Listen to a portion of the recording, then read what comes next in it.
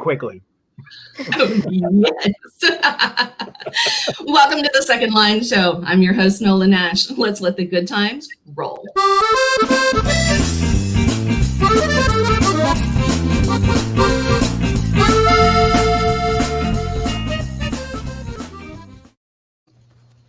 Hi, welcome to the Second Line Show. I am Nola Nash. I am your host for this evening with a motley crew of some of my dear friends who have joined me to celebrate Halloween and the launch of Crescent City Sin, whose official launch day is today. So we're going to do like New Orleans, baby. We're going to party because that's what we do. We look for any excuse to dress up, put on fun clothes, crazy makeup, and have a party.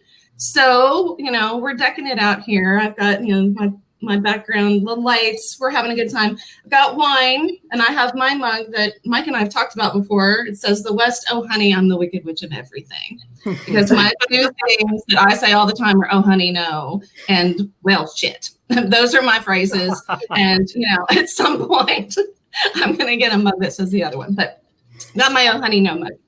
So we are going to have some fun today telling ghost stories and ghost experiences.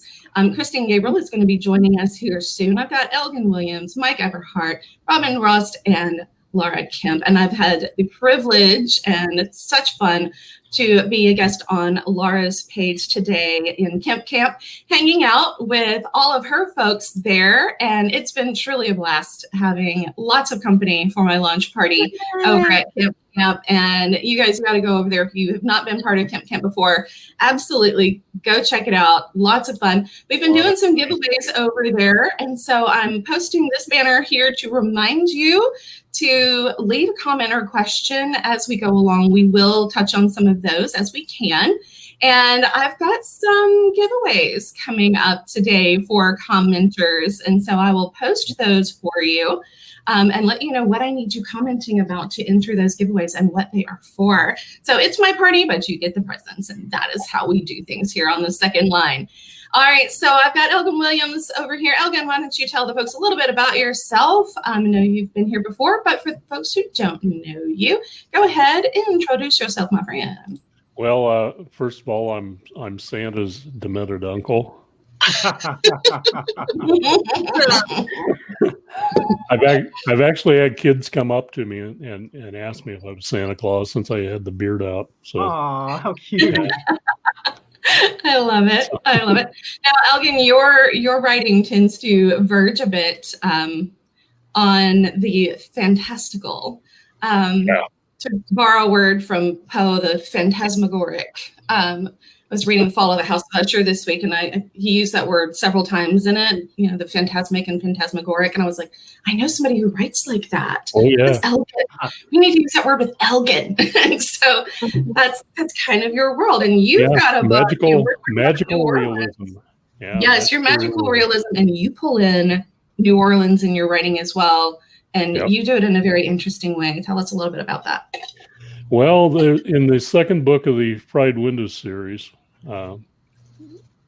there's a alternate universe version of New Orleans. And there's ghosts and people that end up there working and living side by side.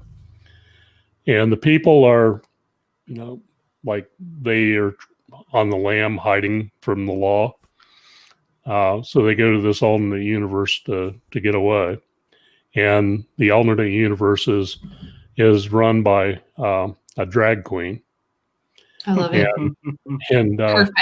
And she passes judgment on whether people can actually stay there or not. And there are some people that get turned away because they're not good enough to be there. And the ghosts are pretty much employed. That's how they work. And the people don't want to leave there because they don't like their prospects in either going to purgatory or heaven in the afterlife, and they don't want to take their chances, and they like New Orleans. So I'll stay here. I think that's true of every spirit that has ever haunted New Orleans. They just want to stay. Sometimes they're forced there, but I think a vast majority of the ghosts that haunt that city just really like it there. I mean, I feel that way. I have full intention of haunting New Orleans when I go. That's sort of my afterlife plan. I don't have much of a plan for my actual life, but I know exactly how I'm spending my afterlife. I feel I have more control over that. Mike, you've been on the show again. This is not your first rodeo here with us, but for the folks that are new, go ahead and let them know who you are, what you do, and introduce them to your artist soul. Hey everybody, I'm Mike Everhart. I'm a voiceover artist. I do a lot of audiobook narration. I'm just narrating my 15th audiobook right now. It is called The Unraveling of Brendan Meeks. Look for it in a couple months. Oh, I love I'm so excited about it. This is a murder mystery based around a schizophrenic person, and he thinks the whole murder of his sister is a conspiracy and a cover-up, and he goes to investigate with the help of his friends, but you never know if it's real or if it's just happening in his mind. And I'm having a fantastic time with this book. But anyway, that's who I am. I'm a voiceover artist and audiobook narrator. Thanks for joining us today. All right. And coming up also, we have, I'm going to just kind of go down here to Robin. Robin, let the folks know who you are, my dear. Hello. Well, I mean, if you can't tell, I'm a cruiser, so I'm super happy to be here. I love it. But in real life, I live near Vancouver, Canada, and I'm a nonfiction writer, and I write about marketing and freelance writing. And so I'm working on a book right now called Marketing for Freelance Writers. So it's pretty self-explanatory. Love a title that tells you what you're going to get, especially with nonfiction. Like that's, I need to know what I'm looking for. So self-explanatory titles are the way to go. I love that. And Laura Kemp, welcome back, my love. Hey! And let the folks know who you are, my dear. Well, I'm Laura Kemp, and I am a cowboy and an Indian tonight. Chiefs volleyball game. I'm also a writer, and I write fiction. I'm kind of like Elgin. I think magical realism. And my debut novel is Evening in the Yellowwood, which I don't have because I never have my book. But I have Nola's. There you go. That's an author that supports other authors, right? Thank you. I never have my own book either. I actually had to make a conscious effort tonight to have them. I've got both of them even. I was like, look at me go. I actually have both of them. Annie will be beside herself. I know. She's always so mad at me on these shows because I never promote my own books. It's like, it's your show. Talk about your book. You give yourself 20 seconds of promotion. I'm just like, well, it's okay. I've got other people. They've got things to talk about too. So for you, Annie McDonald, they're both here. We're going to talk about Crescent City Moon today and Crescent City Sun. No Annie Rath tonight. I know. She's going to be so happy, so proud of me. Guys, as you are making your comments, there's one thing that I've noticed is that I can't see everybody's names. So when we get to parts where you're going to have to comment, oh, yay, Christine's here. When we get to parts where you're commenting to enter a contest, make sure that you put your name in the comments so that I can go back and see who you are. Hey, Christine, just in time. We were doing introductions. You made it, my love. Tell everyone a little bit about yourself. Here. Oh, no. Better late than never. Tell us a little bit about yourself. What do you write? Who have you decided to be today? Thank you. Nope. Christine, are you here? Are you here as Chewbacca? Hi, everybody. I'm Christine Gabriel. I'm the author of Crimson Forest. Okay. My name is Christine Gabriel. Oh. You're fine. I think her internet's cutting out. She's on a little bit of lag. She'll be back. That, ladies and gentlemen, is the mysterious, magical, disappearing. Yes. Was she real or a ghost? I don't know. Who knows? And who really knows with Christine too? She's writes spooky things too. So who knows? One of the things that we are here to do tonight, other than celebrate the launch of Crescent City Sin, because it's Halloween or almost Halloween. I mean, for me, Halloween starts, I don't know, Labor Day. The decorations start going up. It's like, oh, good, we got all that other summer stuff out of the way. Let's go, Halloween. I look forward to Halloween like a lot of people look forward to Christmas as they're counting the days. You know, it's a really big deal in my house. And of course, you know, the types of books that I write, it's no surprise to anyone that Halloween is my favorite holiday. So I love to celebrate it. It's kind of a downer this year with trick-or-treating weirdness. And as much as I would love to go chuck candy at small people in costumes, I think we're going to actually just watch Hocus Pocus. Are you not allowed to throw candy at people anymore? Is the pandemic changed that? What is the world coming to? I didn't think that was an issue. What if I wear gloves? Can I throw it at them then? There you go. What I wanted to do was make like little packages of candy into like little balls and tape them up and put them into like like the Nerf bazooka and just like a t-shirt cannon. You just that thing out. Like a t-shirt cannon. I thought this was a brilliant idea. People will go crazy. I was outvoted. I thought also what we could do is, you know, get the neighborhoods together, and we could all set out lawn chairs on our lawn, like we were waiting on, you know, the parade to come by, and let the children just walk down, and we throw stuff and, you know, whatever they catch. Oh, I got an idea. Mardi Gras parade happening here. Like I had ideas. I'm liking that. You could have the cards that you hold up, you know, to rate their costumes, you know. Oh, yeah. That's a 10. I love it. Can I be the mean German judge? I guess I'd be like a 4. Holding it upside down. Oh, yeah. Right, totally. Just not into it. A 9. I mean, a 6. We could really not so good. Back home, we could many better costumes. Love it. See, if I had a neighborhood made up of you people, we could have pulled this thing off. That would be a terrifying neighborhood. Can you imagine? Can you imagine if we all lived next to each other? This would be terrible. Yeah. It would be impossible. It would be impossible though, because every neighborhood has that one weird neighbor, right? Well, we would have all of us. All the weird neighbors. Right. After reading some of your books, I think every single house in that neighborhood could be kind of a weird one. And we would love it. They put a warning sign outside of the neighborhood. Enter at your own risk. They've got one on my house. Pay no attention to the voices. Maybe harmful to your sanity. Okay, so legit story. I did have to text my neighbor to let him know I would be yelling things that sounded dangerous with a French accent, like "Help me! I'm trapped. My arm hurts. I'm stuck." And that was a pretty funny day. Can your neighbors hear you through the walls when you're doing your audiobooks? They can when I'm shouting. If I'm really loud, yeah. Oh, that's like Rachel Sharp's new book. You haven't read that one yet, Mike. But Rachel no, you know Sharp's me. I don't read the book in advance. She has a new character in there that is an actress, and she practices. So they'll have like screams and hillbilly yells and things like that come through the walls. Oh my gosh, that's fantastic! Prepare your neighbors. Can't wait to send that text. No, a hillbilly did not move in next door to you. I'm doing the book. Both of them. I love it. Well, we are going to tell some ghost stories today. Ghost encounters, close encounters of the dead kind, all of those things.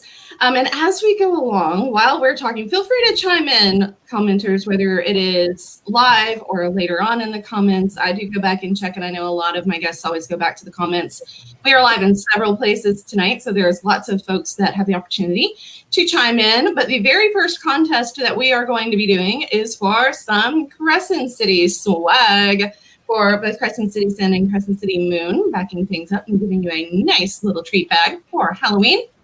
So all you have to do is in the comments, tell me what your favorite Halloween treat is. This can be your favorite Halloween candy, party food, cocktail, whatever that you look forward to nibbling on Halloween, whether it's raiding your kids' candy and stealing all the good stuff, or those cute little treats that you make every year, or the things that you bring to the parties. I know for my family, we always make Tootsie Pop ghosts. That's been our thing since I was a little kid, and my sister-in-law just sent me a picture of my nephews sitting down at the table to do it. We take white napkins and we rubber band it on top of a Tootsie Pop, and then we draw little ghost faces on them, and we always stick them into a pumpkin that we've poked holes into, and so the kids can pull a ghost out that they like when they trick-or-treat. So the nephews are making the Tootsie Pop ghosts this year, but that's our thing. So that's kind of our favorite little Halloween treat, is making the Tootsie Pop ghosts every year. Those would hurt if I just shot them from the bazooka cannon, and so it would have to be soft if I did that. Yeah. So probably not a good idea to bazooka fire Tootsie Pops. Come on, Nola. I don't know. A little. Yeah, it's all fun and games till somebody pokes an eye out. Right, totally. Somebody loses an eye. Exactly. I mean, we have to set up a whole table where they have to sign a waiver before. Oh my gosh! Can you imagine? Welcome to your Halloween festivities. Please sign a waiver. Exactly.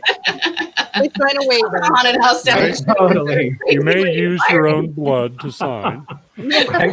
Responsible for death or injury resulting in 50 pop cannon shots. Fine print, standing behind. Right, totally. Got to get the lawyers out for that. Fabulous, absolutely fabulous. What is with you people in the Reese's peanut butter cups? Y'all, oh, that's my favorite. Ooh, peanut butter cups are the best. They're so good. Yeah. Got great. Nola doesn't like Reese cups. I hate them. They're the best. Am I the only one that thinks the mini cups taste different? She doesn't like Nutella either. They do. Right? They taste so different. They're totally different. Like, I don't know if the chocolate, the peanut butter ratio is different, or what is the story? But they're totally I think different. it's the chocolate ratio is different because it's thicker, because it's a little cup thing, and so you actually have more of the peanut butter and more of the thicker chocolate. I don't know. It is a different thing. But I don't like the gritty peanut butter. Like, if I'm going to have peanut butter, it needs to be a lot smoother. So I do. I like crunchy peanut butter where it's that gentleman, she likes it smooth. Don't need it. Tastes so good. Have a little Reese bits in it. Reese's pumpkins, you know what I'm talking about? What? Reese's pumpkin? Oh. It's like a Halloween peanut butter situation with a pumpkin? Yeah. No, Reese's though. Pumpkin. Is it good or is it terrifying? I can't tell. Is it good or terrifying? The Reese's peanut butter pumpkins? The pumpkin one, yeah. Yeah, there's like a lot more peanut butter in there. It's like powdered butter. It's like peanut butter balls that you get at Christmas. It's that kind of butter. I'm a fan of this one. I'm a sucker for a Snickers. I love Snickers. Yeah. And I'll tell you, I went through my entire senior year of high school existing primarily on Dr. Pepper and Snickers. So we go. It explains a lot. It does, right? It explains the figure like a Quaker Oats container and lots of other things. Like, how I became cylindrical was the Dr. Pepper and Snickers. How I became cylindrical. It's like a geometric self-biography. We need to put that warning on the cans. If you continue to drink it, your figure will be like the can. You will be cylindrical. I mean, it's the way it happens. It's happened to me. I don't know. But, but I used to eat them in layers. Like, it was like, I wouldn't just bite into the candy bar. I would eat the top layer off, like the peanuts, and then the caramel. And then really? On a Snickers bar? No way. I've heard people do that on pizza. Like, they pick the toppings off the pizza. You're doing that with a whole Snickers bar? Yes, like, I do. All the peanuts at one time? And then eat, like, all the caramel at one time? Wow, that's crazy to me. How do you eat it? Yeah, like Laura's got it. Yeah, like a little typewriter. It's like corn on the cob. Yeah, I eat it like a corn on the cob. Yeah. I do the same thing with a Twix. I'll eat the caramel Twix, and then I eat the bar. And I'll do the same thing with Oreo situation. Like, that too. Yeah. How do you deal with Oreos? I have to eat those. You pop it and you have the icing and then the 2 cookies. I scrape the probably. I don't even eat the cream. I just eat the cookies. There's probably a psychologist somewhere writing down notes about I know, right? I know. Everything we need to know about Nola. Lots of feelings about candy. A big feeling. Big feeling. I don't like icing on the cake. With a scarf. What a pumpkin Reese. Yes, no Reese's, no icing on cakes. Don't give me the Oreo cream. I do not want your double stuff because I'm just scraping it up anyway. I have very strong feelings about my sweets. And apparently my wine. So buckle up, people. It's already blown my mind. No icing on cake. What is happening? No icing on cake. I would rather powdered sugar or something on the top of a cake. It's too much sweet. It's like, I like the cake, but there's too much. The icing is just too much. A cake with no icing is so 2020 to me. That is so 2020. Where's your cake? Sorry, no icing. My dad was eating a slice of my birthday cake one time, and the icing broke off and fell on the floor. And he says, "Shoot, that's the best part." No. I love this, Nancy. It's true confessions. Oh my God. I mean, we've got yes, it is. We're all over the place today. You don't just hang on. Confessionals. You don't ever know what my show's going to be about. We've established this. I start off always a risk. I didn't get a script, so we're just doing it. Always a risk. Christine Davis is here. Hey, Christine. Love it when you come and hang out. Thank you so much. Thank you for coming. So, ghost stories, as we veer away from my extreme penis that I didn't realize I had until just recently, like 5 minutes ago. So ghost stories, ghost encounters. I know. Awkward. Thanks, Mike. We have Elgin and Christine and I were talking on their show about my trip to New Orleans, and I'll fill you guys a little bit in on that. And if you've watched the video that Elgin posted on Nola Second Line, then you've heard some of that story as well. So we'll recap a little bit of that. And Christine, I have the other video. I have a little clip of the other video with the orbs for you, and I have the chandelier video, a little bit of that. So we've got some video clips to go with that. Some of the actual Close Encounters of the Dead kind that I got to have at the Lafitte Hotel. And we'll talk about that. But how do I eat donuts? Whole first. That's as often as I can. Oh, you said how? Yes. Sorry. Oh, that was with you, Mike. I want that. The Mike's very We're going to start skinny, talking too. about donuts next. Hi, and welcome to the Mike Food Show. Today we're going to talk about random junk food. Yes. We're going to talk about something everyone loves. Random. No. We're here to talk about ghosts and books. What's happening? I know. We're not going to talk about random junk food and the weird ways we eat it, or I eat it, love I it. guess. It's so funny. I don't know. I mean, I'm used to eating square donuts, the beignets, right? So the round ones, that's a new thing. No, I've always had both. I just choose a shape. That's all. In New Orleans, you have the random ghosts that hide the junk food from you. Those ghosts were nutritionists in their life, and they feel They're like, no. They're just Those like ghosts that. believe in a diet with full transparency. Yep, that's what happened, folks. Is there a mute button just for me? You should be looking for it. You should be looking for it. Noel's got the I button. haven't eaten it. Oh my God. I'm so glad I invited you all on this show. All right, so we've talked about the Lafitte Hotel, and we will get to that. But I know you guys have got stories to tell as well. I know that Laura Kemp's got some stories. Christine, I've heard a couple of yours that I'm hoping that you will share as well. Oh, we're cheering up Christine in the Oklahoma ice storm. Yay! Glad we can, warm you up with no electricity.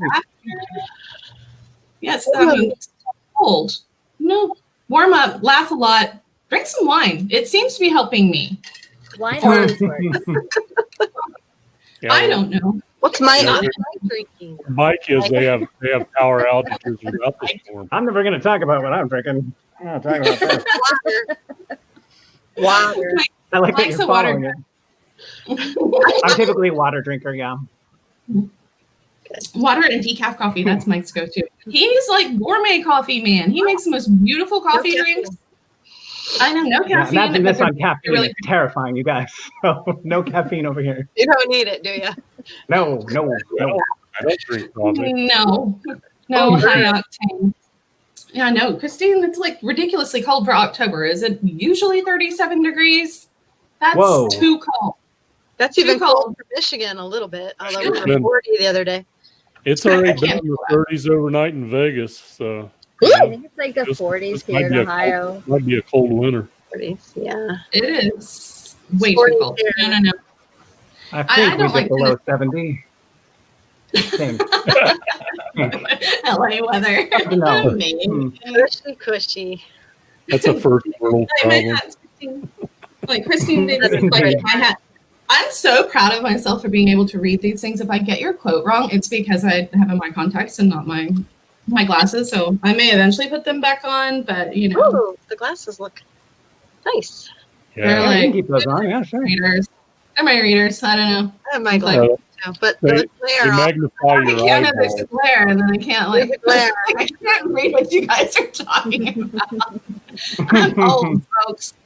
You know, only because I'm Gucci can you not really tell. And I've spray painted the car turquoise tonight, so just bear with me while I squint at my phone the whole time.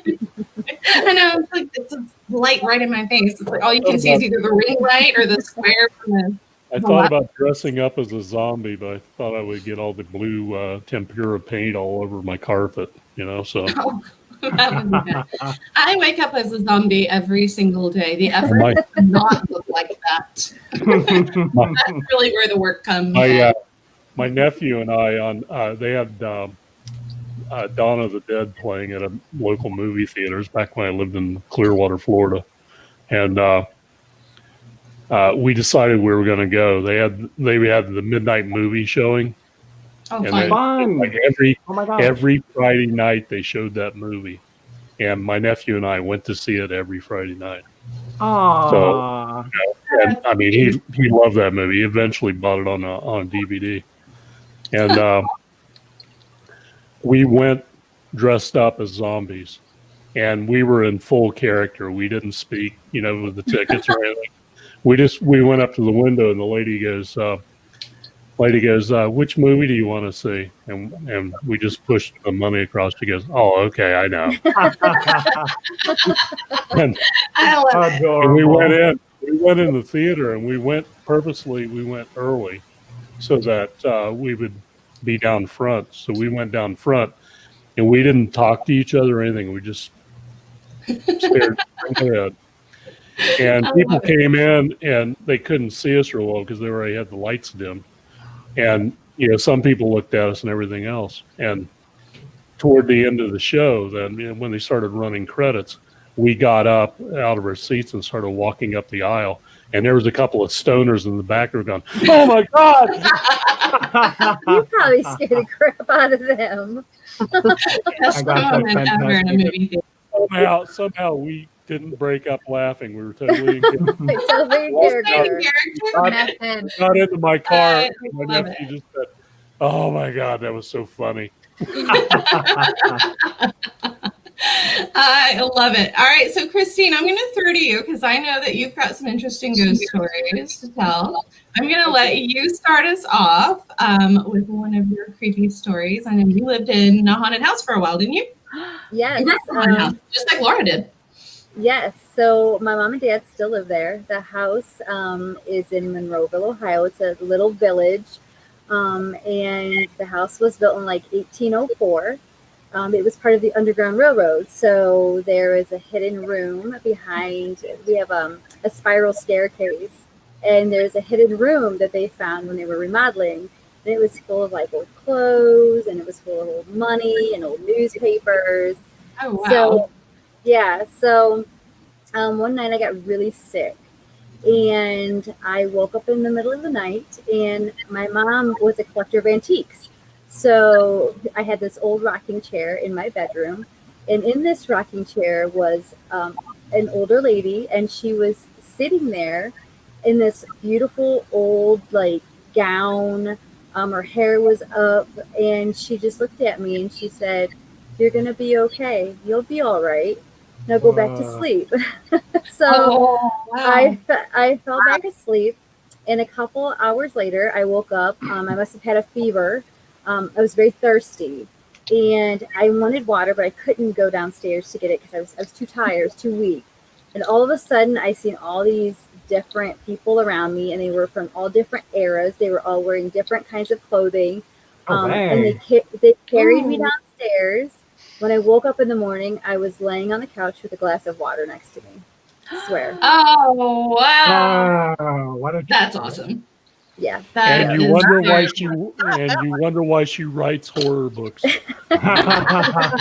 Well, Go figure. I thought they were kind of sweet to you, though. They were nice. They were very nice. Now, Laura, you and I talked about you had a grumpy ghost, but that's surely not the only. Your cranky ghost is not the only ghost story you had. That one was funny too. I mean, not funny, but funny. I lived in I'm remarried, but when I was married to my first husband, we lived in an old farmhouse out on a lake that's kind of close to where I live right now. I think it was built in like 1850. So, can you guys still hear me? Yeah, we can totally hear you. We're just the sound went funny. And the creepiest thing, I would hear like children laughing.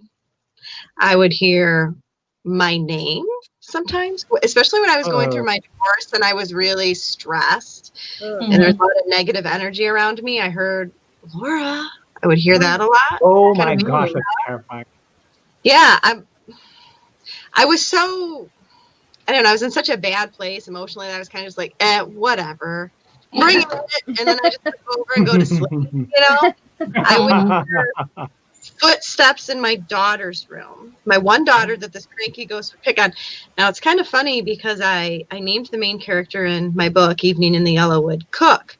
And it was based on the Cook family that had originally owned this house that I lived in. So we gave the cranky old man the name Mr. Cook because I figured he was the guy. And he would come in if my daughter was watching a show and it was loud. He would go, "Be quiet." She would see him, but No she would way. hear, "Be quiet." And then when she was up in her room, where we would hear the footsteps, he would say, "Wake up." He was just my God. kind of a jerk. He was kind of a jerk. So I had a little heart to heart with Mr. Cook and told him to leave my kid alone, or he was That's a good idea. He's gonna have to deal with me. And he has since, because my daughter still goes to this house to see her dad on the weekends that he has them, that Mr. Cook has since left her alone. But the creepiest story, because it's kind of like Christine's, it was actually like I would call the full-bodied apparition that you would see, was my other younger daughter was sleeping in her bed. She was really small, maybe 3 or 4. And she looked across the hall, and across the hall she could see her brother's room in the bed. And she saw a little boy lying in that bed. It wasn't her brother. Oh my. And he had she said his hair was wet, and it looked like he was dead.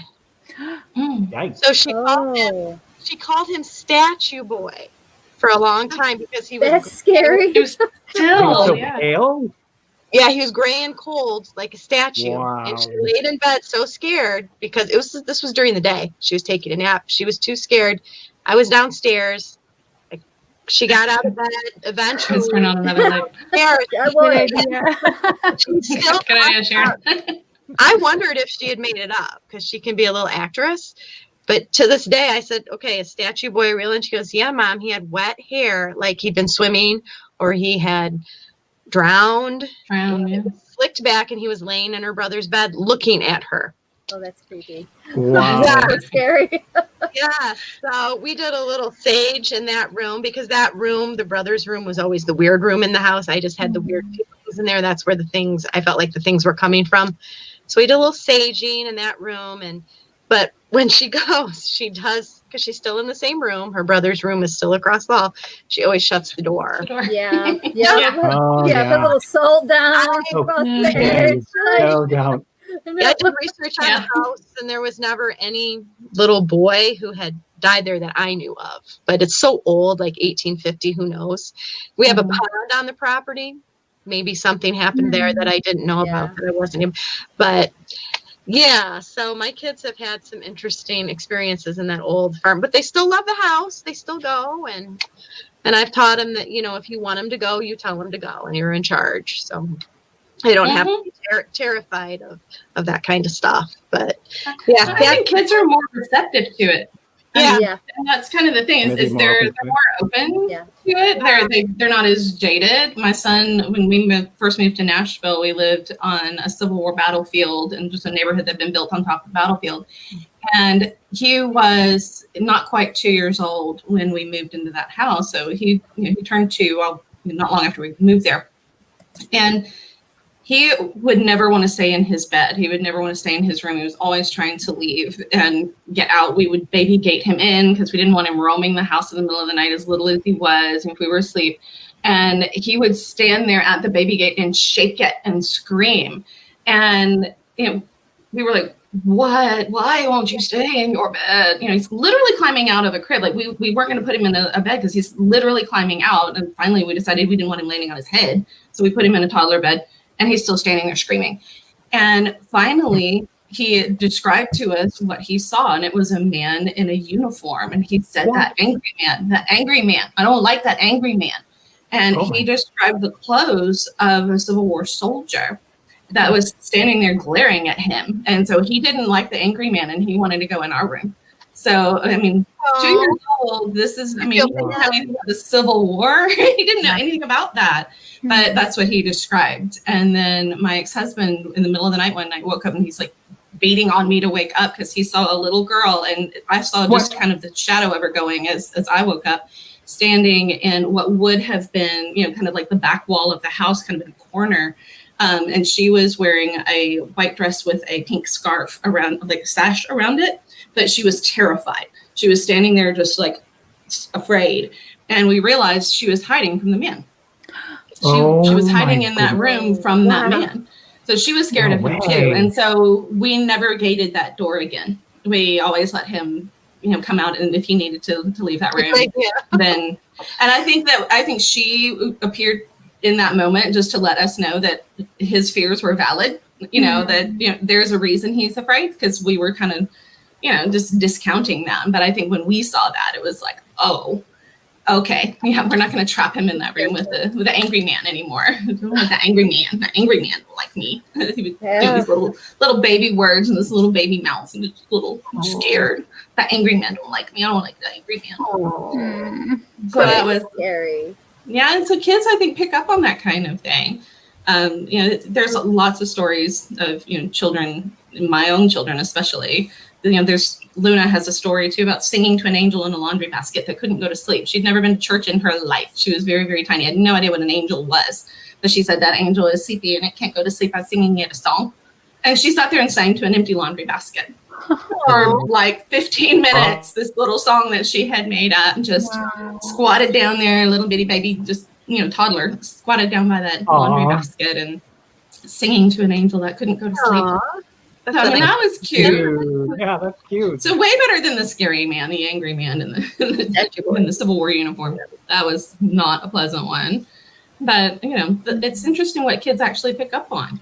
It is. Yeah, it really is. Absolutely. Yep. I'm going to, for just a second, I'm going to put our next giveaway up before we continue on with everyone's stories. So we are in costume today. And we are having a virtual costume party. But if you are going to go to a virtual costume party, what are you going as? So use your imagination. What would you like to go as if you could go as anything to a virtual costume party? So put your comments to win an ebook of your choice. And I'm going to say ebook of your choice because if you have read Crescent City Moon, and you would like an ebook of Crescent City Sin, then that is the one that you can request. If you have not read Crescent City Moon, you definitely want to start with that one first. So I don't want to give you a book that doesn't do you any good. So if you haven't read it, you will need Crescent City Moon first. So that is our giveaway now. So if you were going to go as anything, put in the comments what you would go to a virtual costume party dressed as. All right, so the ladies, let's finish out with Robin. Robin, do you have any ghost stories that you want to tell?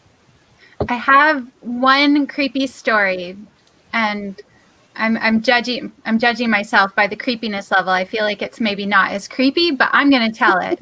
Oh, they're all creepy.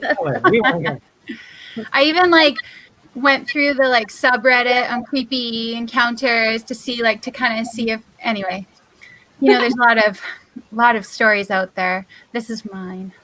So when I think I was early 20s, I went traveling with a friend and we were going around Mexico and we were going to visit my friend, and we thought we had kind of instructions, but we didn't really have like a really good grasp of Spanish language or really directions. We really didn't know where we were going, but we knew we had to get on a bus, so we got on a bus. Anyway, long story short, we got on the wrong bus. We're going to the wrong place. So we got off the bus and we're totally lost in some city. It was getting dark. And these two young, kind of, I guess, teenage boys came up to us. They didn't speak any English. We didn't speak any Spanish. And we kind of gestured to each other what we needed. And they just kind of said, follow us, or gestured to follow us. And we did, because we really didn't know what else to do. We were terrified. We followed them and kind of made our own plans. Like, what are we going to do? Like, let's say they want to take us somewhere scary. What are we going to do? Making our plans to escape. Anyway, they ended up taking us to a bus station, and they actually figured out how to order tickets for us. And we realized we're all going to the same place. We all celebrated. They took us to the place. They walked us to our destination. And like, my friend was waiting there for us. We were hours and hours late. And she said, where have you guys been? Where have you been? And so we explained what had happened. And these two young boys came and helped us. And she said, what boys? And there was like nobody with us. We have my gosh. Like, I swear they were there. But You're a guardian angel. I love that. Yeah. It was crazy. That's a great one. That is a Got some great creep to it. story. That has definite creep to it. That qualifies. Yeah. That totally Okay. qualifies. Hands down, yeah. Absolutely. Not what I- It might have like to ended call. well, but you didn't know it was going to. Wow. Right? That's It was awesome. terrifying. It could have gone wrong, but yeah, it did not. It went totally fine. That's awesome. Mike, Elgin, what about you? The only ghost stories I have involve my dating life, so we probably shouldn't talk about it. Good job. You've dated ghosts? This is interesting. Just Okay, so I horror actually do stories, have a right? story. I've got a Go character in ahead. that book I was talking about earlier that, he Thanks, actually Ghost. brings back two ghosts with him to New Orleans. They're ghosts of ladies that have died that he used to date. So Mm. Whoa, that's creepy. That'd make an interesting book. That's really creepy. All right, Mike, So what's I your actually story? do have a story. So my story goes, in high school, a bunch of us got together and we watched this horror movie, which was new at the time. I think it was called Witchboard. And it was all about a Ouija board. And it was really terrifying when you're 16 years old, like the scariest thing you've ever seen. But of course, we're terrified. So what do we want to do? We want to go get a Ouija board, right? We want to get So a that's Ouija what we board. did. So we obviously we did. So we did. We got it. We're doing the little Ouija things. It's telling us ridiculous things and telling us scary stuff, and it's real spooky and yada yada yada. Everybody goes home. We do this Ouija board thing for a couple of weeks, and we watch Witchboard a couple of times, and all of us are starting to get kind of freaked out. There was a big windstorm, just like what we just had here in Southern California. It's a huge windstorm, and right after that, it got really weird. None of my friends lived by me in high school. I was living with my parents, a normal situation. I would get ready to go to school in the morning, and I'd lock the door, and the phone would ring. And so I would go back in to answer. I'd be like, hello, hello, and there would not be anybody there. That happened to me probably 5 days a week for at least a month. I would get to my car, put the key in the car, and the phone would ring. You could hear it. I could hear it from the driveway ring. I'm like, that is really creepy. There was never anybody there when I went back in to grab it, and there was nobody living around. We didn't have cell phones. This is back in like 1987. So, I don't know how it happened or what it was, but it was super freaking creepy. And I'm so glad that my cell phone never rings. You will only hear it vibrate because part of me kind of jumps a little when I hear a phone ring. I bet. Understandably so. Great. Understandably so. Well, maybe that spirit just had something else to say and was waiting on you to break out the Ouija board again. It's like, dude, Creepy. we're not done with this conversation. You hung up too quick. Right? Yes. Oh my gosh, I didn't think about that. That's creepy. Yeah. Might have had something else to tell you. That's all. Prank ghost calls, Christine says. Yeah. Totally, yeah, for Prank sure. ghost. I mean, the ghost can have a sense of humor, right? Right, totally. Hello, who's there? Boo, boo hoo. Stop crying. All of a sudden you Just hear mute me now. you Just hear mute me now. Adele. Mute me Hello now. from the other side. Ooh. I like it.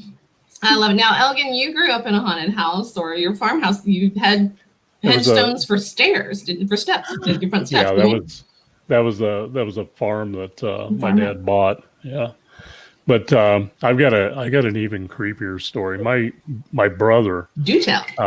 my brother died when he was 8 years old. And it was about 11 years before I was born. And my sisters probably wouldn't be alive if that hadn't happened, because my parents were thinking about only having one kid, and then my dad wanted a son to replace the son that he lost. And they had given up trying after my younger of the two sisters. And my mom always wanted to have another child, and for my dad, and so I came into existence. There's a story about that too, but that's not the story I've got to tell. The room. That's the another room, show. We're definitely going to watch the that room- story down the road. Elgon. Yes. Yeah. The room We'll in save the that house. for the romance novelists. The room in the house where my brother died was in a farmhouse. It was close to where I grew up, which was the house my dad built, because my parents decided they weren't going to live in this house anymore. This farmhouse, my parents had lived there, back in the 40s when my brother died, and they moved and went to another farm, and my dad worked on another farm for a while, and then they moved back and they lived in the same house again. And when they moved back into the house, they kept hearing a dripping sound in the gutters outside of the room where my brother died. And my dad got up on a ladder and looked at it, tried to find where the dripping sound was, because they kept hearing this dripping sound at night when it was really quiet. And they never could find it. And even in the drought times of the summer, they would still hear the dripping at night, in this Weird. in this area. Yeah, that's crazy. And then my aunt was staying with my sisters when my mom went to deliver me, have me delivered at the hospital.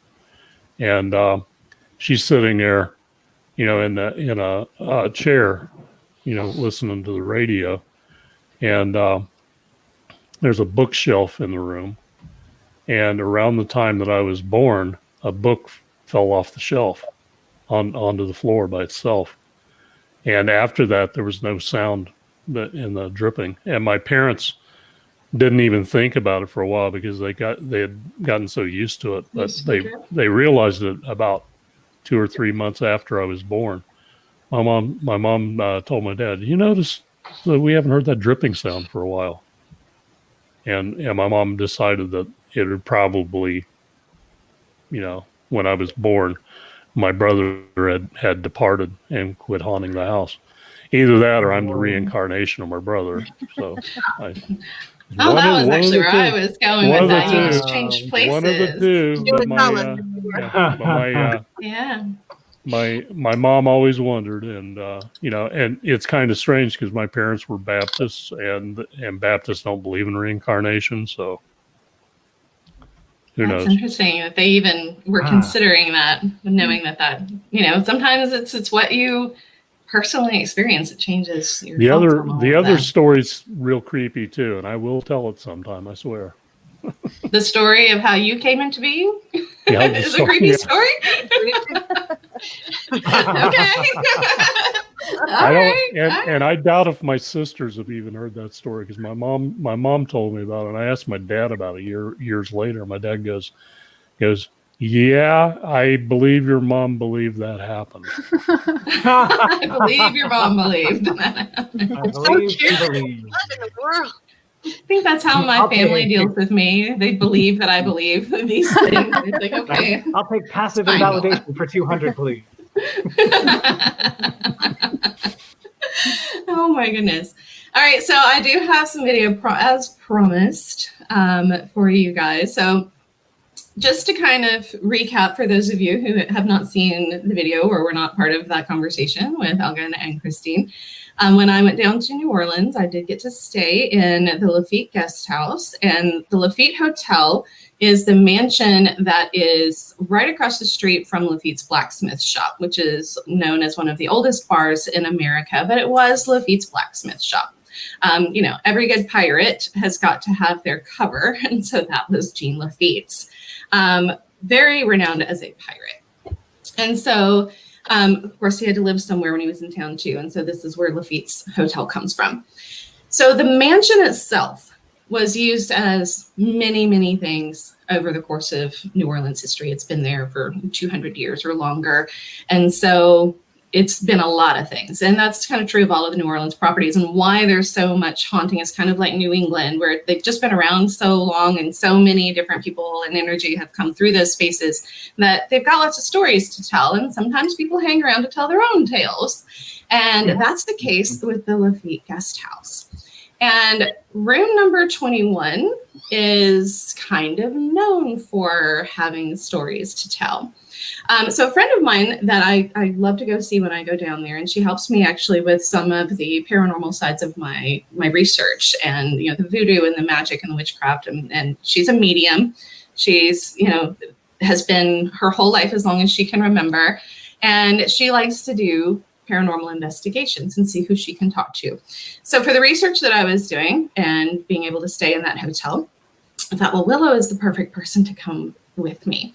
And so she met me at the hotel and she brought her stuff. And so we decided to set up and have a conversation with the guests that we expected to find there. And we were not disappointed at all. I was afraid that because I wanted the ghosts to show up, that the ghosts wouldn't show up, because that's my luck. But no, they were very obliging. And they talked to us. So we had the Necrophonics app that was set up, and it was coming through a Bluetooth speaker. And so in a little bit of the chandelier video, you'll hear some of that coming through. We did get to talk to a man. It was a man's voice that came through. Most of what you hear is kind of just gibberish and nonsense, but then every now and then very clear words will come through, and you will hear different voices depending on who's actually talking to you. So there was a man who told us his name was Philip something, you know, short. Phil was short for something, Philippe something. We asked him how he died, and he said he died in a fall. So that's really all we know of Phil. We asked him if he needed help crossing over. He said no, like he kind of just liked being there. I think he just liked having the company, like so many of the New Orleans ghosts. He was happy just being there. He was content with where he was. Then there was the little girl. And the little girl had the cutest, tiniest little voice that came through. She was little bitty girl, this, you know, toddler, a little older, little bitty girl, maybe 5, you know, kind of judging by the voice. And her name was Sarah. And we asked Sarah how she died, and she said she was sick when she died. And it made sense because the house at one point was used as an orphanage for the children whose parents had died of yellow fever. And so they were taken into this house as an orphanage, but the children would die as well. I mean, the epidemic was pretty horrific. And so it raged through that city. And of course, the children would die. So Sarah was apparently one of those victims. Now, when I went down, I knew what that house had been used for. I knew that there were likely children there. And so I brought a porcelain doll with me and a ball. I said, we're going to play. They haven't had anybody to play with them in hundreds of years. Maybe they just want to play. And Sarah did want to play. And apparently she was really excited that somebody brought her toys, because she latched on to me, which was really kind of an interesting experience for me. Willow, who's the medium, she could kind of, you know, she could feel that they were there. You know, there's this tingliness in your skin, you know, goosebumps, and your hair standing on end like you're standing too close to something electrical. And that was kind of interesting because we had actually scanned the room before with, you know, our the meters trying to find where the wires were and anything that was going to mess with it first. And so the center of the room didn't have anything like that. And so standing in the center of the room, we have, just goosebumps and hair standing up, and we felt just tingly, almost painful sometimes, and almost hurt. It was like almost like you were about to be shocked by something, like when you're standing outside in a storm and the electricity is building and there's going to be a lightning storm. It felt like that. But it was really never anything that we felt afraid of. We didn't feel any kind of animosity. We just felt like they were trying to let us know that they were there. And so Phil talked to us for a little while. Sarah wanted to play. She apparently liked to sit in the middle of the bed, and we would just stick one of the meters in the middle of the bed, and it would shoot all the way up to red, and it would just kind of stay there and pulse at that red, because that's kind of where she was hanging out. But then if I moved, she'd move with me. And so I had one of the meters, and if I moved with it, that meter would stop and the one that I had would go. And it was like, it would just kind of, as I would move around to different parts of the room, Sarah was following me. And so she was playing with me. And that was a lot of fun. And as we finished some of our conversation, I look up and I notice that the very heavy crystal chandelier is moving very slightly, but it was a sway that this massive heavy crystal thing is moving. It's a little hard to see on the video, but if you focus on the chandelier itself, you can kind of watch it sway. It's very slow and very heavy, and it swayed a lot, but it was not swaying when I first got there. It wasn't swaying until we got into our conversation with them. But then I think Sarah liked that. That was kind of her way to show us that she was there. And so she kept doing it all the time. So it moved quite a bit. Now you would say, okay, well, maybe there was just somebody upstairs, somebody in the next room, big trucks moving by. No, because of Hurricane Delta, the quarter was almost deserted. And I was the only person staying in the mansion. Even the people who ran the hotel actually stayed in a different part of the building. It was an addition, a more modern addition on the backside of the building. That's actually where they lived. And they had gone to bed long before. They actually had to get them to come and let me in when I arrived. So they weren't even in that part of the house. I was the only one in the mansion. So there was nobody staying upstairs. There was nobody on either side. And you'll see by the size of the chandelier, the air conditioner is not going to blow this. The chandelier is moving. It was not moving before. Can you move that a little bit more for us so that we can see it a little bit better?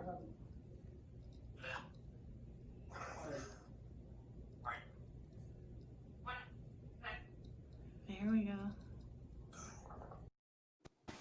There you go. And it did that little sway, and sometimes it would turn, and it would just kind of go back and forth. But that wasn't the crystals moving. That's the whole chandelier, and it's just shifting slightly. And I was laying in the bed in the morning, and you think ghosts are only active at night, but I woke up in the morning watching the chandelier moving above me and that meter going absolutely crazy. Sarah hung out with me for a long time. She stayed kind of in the bed with me. I told her a bedtime story about a lady from far, far away who came to bring gifts to Princess Sarah. So, told her a little bedtime story, and I guess she just decided to hang out. And then weird things started happening through the rest of our trip, and we realized that, spirits can kind of split their energy in different times. If they find somebody that they like, they can kind of attach part of themselves to that person. And apparently she did that to me. The air conditioning in the car would do really weird things. My GPS would do really weird things. And if I didn't have Willow kind of sitting there watching these things happen, I wouldn't have believed it either. The fact that the meters don't react to people, they only react to energy. But if I touched it, if I went to pick one of them up, it'd shoot to red and then it would go back down. Let us know that Sarah had decided she kind of just liked to hang out with me. And so even here, there's like weird things have been happening with my phone, because another thing that happened with Sarah was before I went to bed that night in the hotel, I decided that I was going to do some video for my students that wanted me to take video with the flash on so I could see if there were any orbs or anything in the room. And I had put my phone down, I'd set my alarm, put back on the home screen, all of that stuff, plugged it in, and then I remembered to do it. And so I had gone across the room to turn the light switch off. I was like, I forgot to do this. So turn the light switch back on, all the way back around to the bed, and I pick up my phone and the camera's on, which I had not turned the camera on. I had just set my alarm and put it back on the home screen. It's the same routine I do night after night after night. I had long since turned that camera off. However, right before that, so I knew that they could touch things and do things. Because when we came back in from dinner, after we had been having all of those conversations, I had left the light on in the room. Because after all of that and the chandelier moving, I was not coming back from dinner at whatever late time and walking into a dark room. Just wasn't going to do that. Well, Willow noticed that I hadn't turned the light off either, but she didn't say anything. She kind of figured why I was doing it. There was no reason to say anything about it. But again, the people who own the hotel had long since gone to bed. They'd given me the code to be able to get back in if we had decided that we wanted to go out and do anything. After dinner, come back upstairs, turn the old key in the old-fashioned lock, open up the door, the light switch had been turned off. So ended up walking into a dark room after all. So I knew that they could mess with things, that they could touch things. And apparently Sarah thought that was cute. She's going to let me know that Bill was less interested in me, but Sarah was just, she's like, this is fine. I'm going to play with the lady.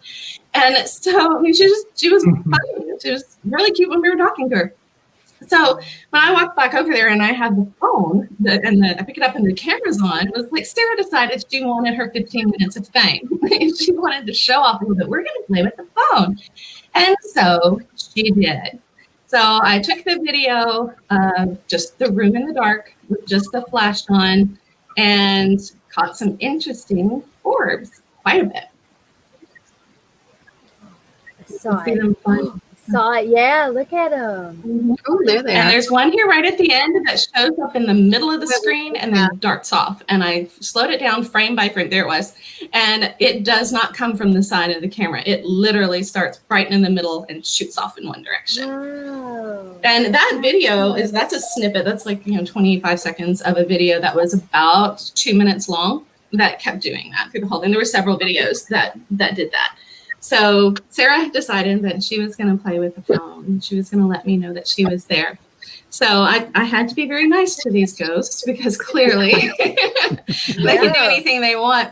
And the funny thing is, I was telling Laura, I said, all of the things that I've been trying to do with like videos and pictures and things on my phone since then have had weird things happen to them. Like I go to download something The from video. like video today. wasn't downloading right. No, I tried to upload the book trailer for my takeover on Laura's page, and a minute and a half long book trailer or a minute and 20-second book trailer was all of a sudden 2 minutes and 30 seconds long. And the pictures and the audio didn't actually go together. And so I'm like, how the hell did this get to be 2.5 minutes long? I've never made a 2.5 minute book trailer. Wow. Like it was so weird. So I had to take it down. I had to re-edit it and put it together. And a couple of times as I've been working on book launch stuff, when I've gone to download something from where I've been designing the graphics to upload it, layers of it are missing. So I'll have like a background and maybe like a square and some of the words are there, but the other layers are gone. And then I go back to Canva to look at it. It's fine. It just didn't make it from Canva to my phone. And then I'll download it again and it's fine. Or I'll download it 2 or 3 times and it's missing different layers. And then eventually the whole thing will come back in. So she apparently thought that the whole thing with pictures and Canva. Oh, hi. Black cat. Oh, you're cute. Hello, kitty. We gotta have a black cat on a Halloween show. We would introduce them while we were. This is Theodore. Hi, Theodore. Little Teddy. Oh yes. So do you think Sarah followed you home? Oh, I know Sarah followed me home. She's been doing all kinds of things since I got here. Cool. And apparently that happens to me every time I go. And, Willow said to some people, they just kind of are like magnets and they kind of carry people around with them. Yeah. Every time I go. Ronnie too. She lost her parents in the yellow fever. Maybe she thinks you're her mom. I think so. I mean, I mean, I brought her toys. I told her a bedtime story. I tucked her in. I was playing with her. And she... Yeah, I mean, I can feel her around an awful lot. And she's tech savvy now, so she's tech savvy now. Another kid, you caught up fast. To every other time. Exactly. You start getting text when you shut your door, Exactly. But I've had that happen to me about every time that I've gone to New Orleans. Strange things will happen when I get back. And so, it seems that I always kind of pick up some sort of energy when I'm down there. Weird things would happen in our brand new theater at school that did not happen until I went down to New Orleans for spring break, and I came back, and we would hear footsteps on the roof. We thought we had a bunch of kids that were just kind of hanging out backstage in the backstage bathroom when they were supposed to be long gone from rehearsal. And the other director goes marching back there to give them a piece of her mind. There was nobody there. And we had both heard those kids. We're like, who the heck is here? I mean, we're talking about these kids and blocking and, like, who do we get these lines to? It's like things they didn't really need to hear until we as directors had made decisions. And we're like, God dang it. They're going to hear all of this stuff. And we don't need this drama right now. And she goes marching back. Nope, not a soul. When she comes back out of there white as a ghost, and she said, "Who did you bring home?" Whoa! Like she knew. She knew it was me.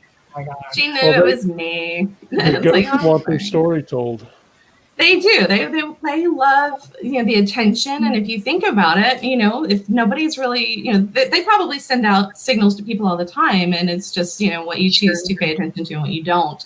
And so when they find somebody who's willing to listen and willing to actually acknowledge their presence, then that's just like people. You're not going to hang around people who ignore you. You're going to hang around people who seem to be enjoying your presence. And so same thing. They have to know you're a writer.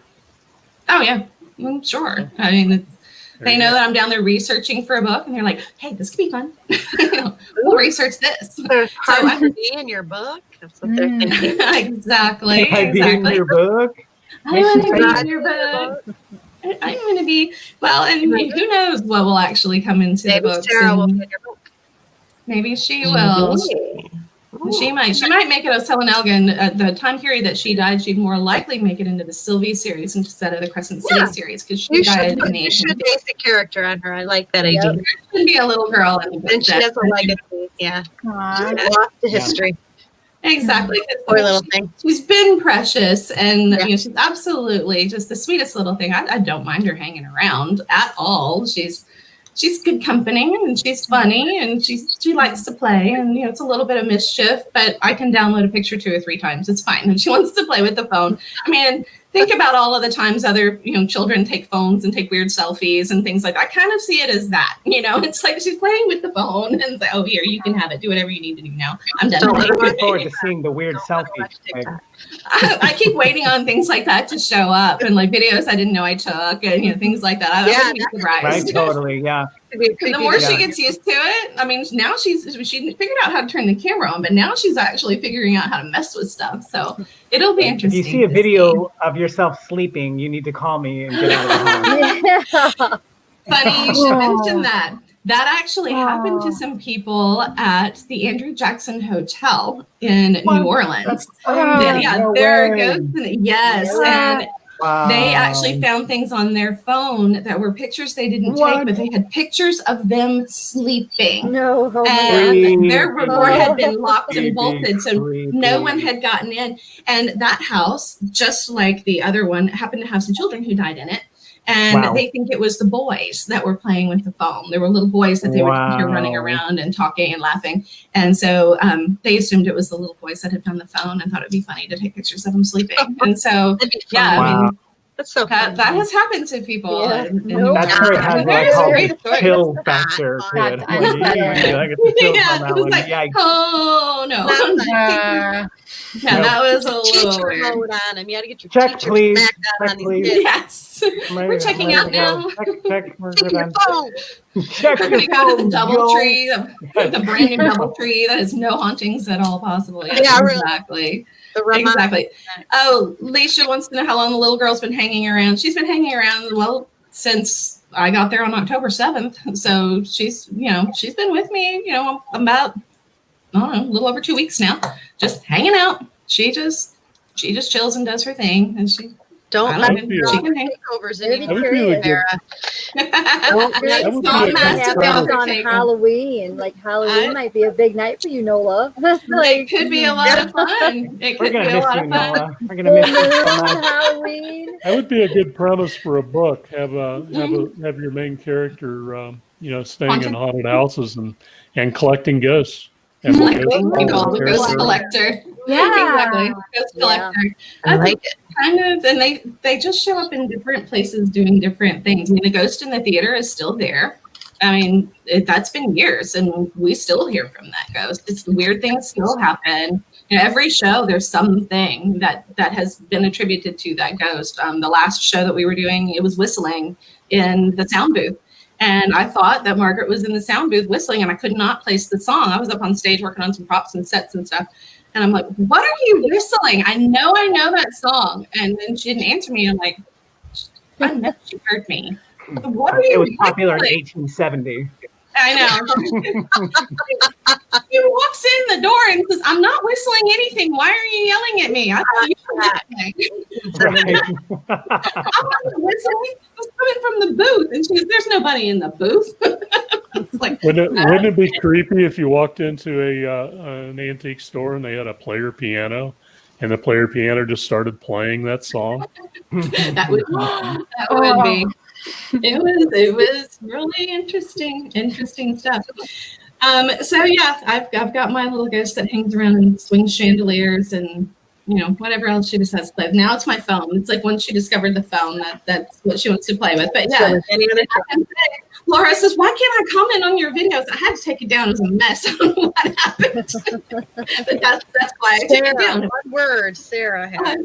Yes, Sarah happened. It was like all of a sudden it's 2.5 minutes long. I've never made that video was never 2.5 minutes long. The fact that it downloaded that way was weird. So it just stretched all of the timing on the pictures out and the video, the sound, like Mike narrating. It was Mike narrating that video. Your narration was exactly the length it was supposed to be, but it only took up half the video. Like you've seen that trailer, you know that it goes right. Yeah, for sure. I voiced that trailer. Of course I know it. I voiced that trailer. You know it. So it's just, it only went halfway through. The pictures were still going. What the hell? That's super weird. It was so weird. Like, take that down. That's not how that goes. So I had to take it down and fix it. Because not only did it download that way, when I went back to iMovie to figure out what had happened, it was 2.5 minutes long.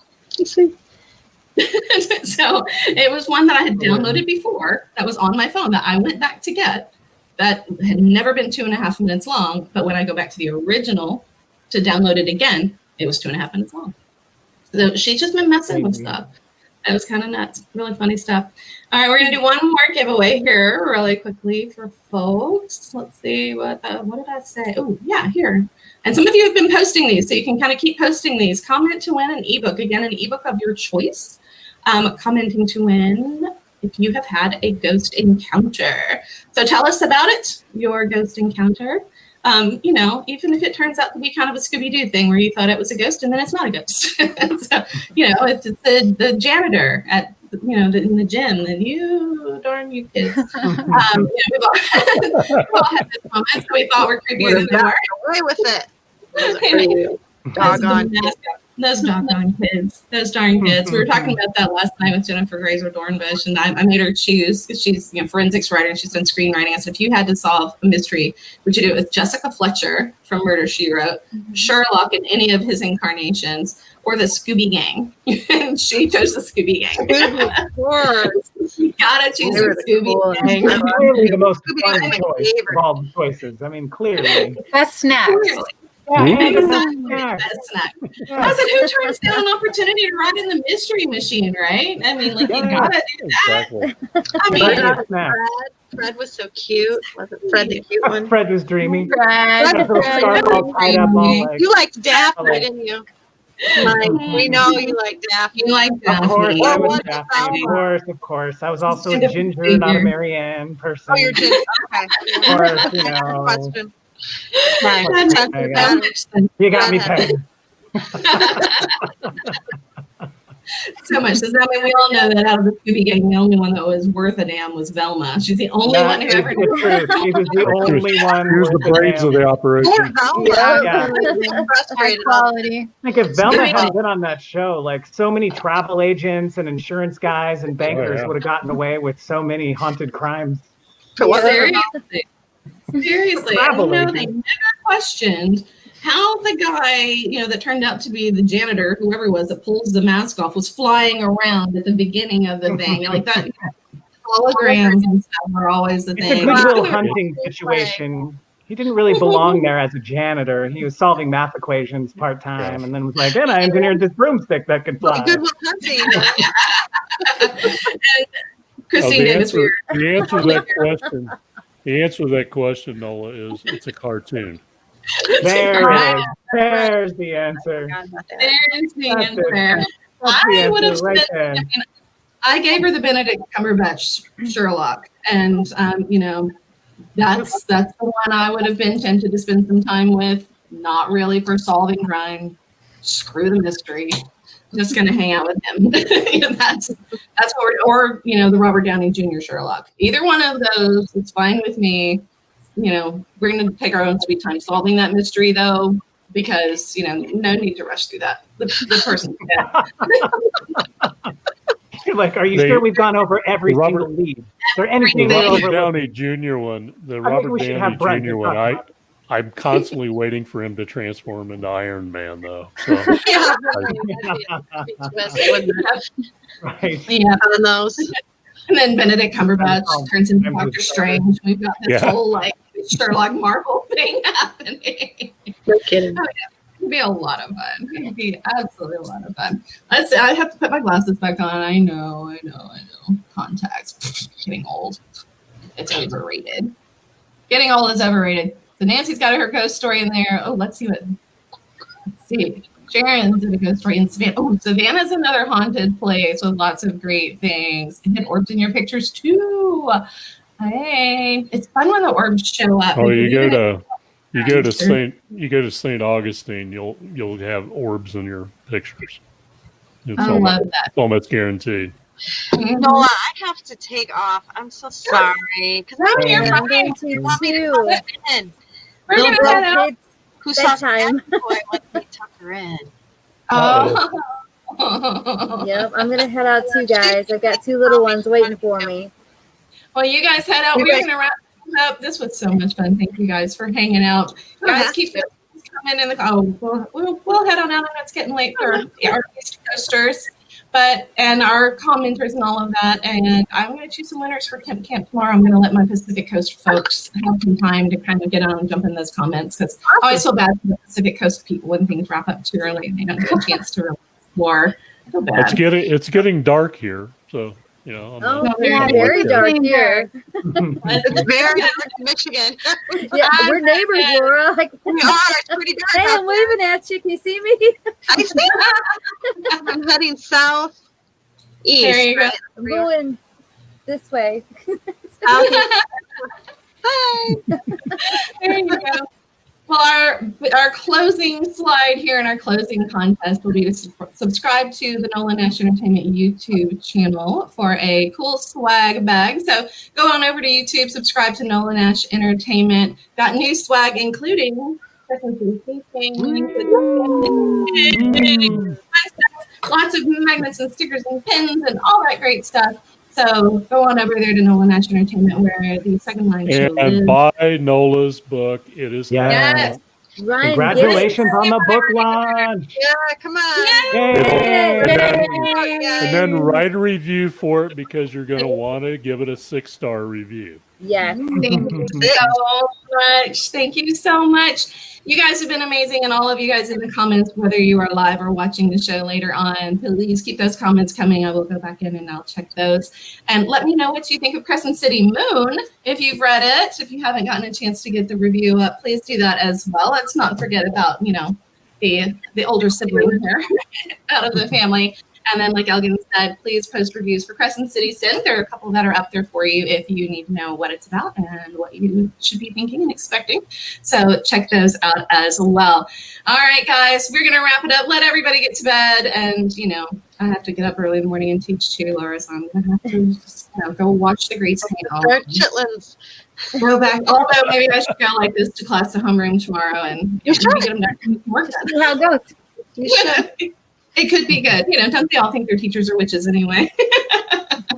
They do. All right. That's true. You guys have a great night. Thank you so much for joining us. Bye-bye. Bye-bye. Bye, guys. Happy Halloween. Everybody.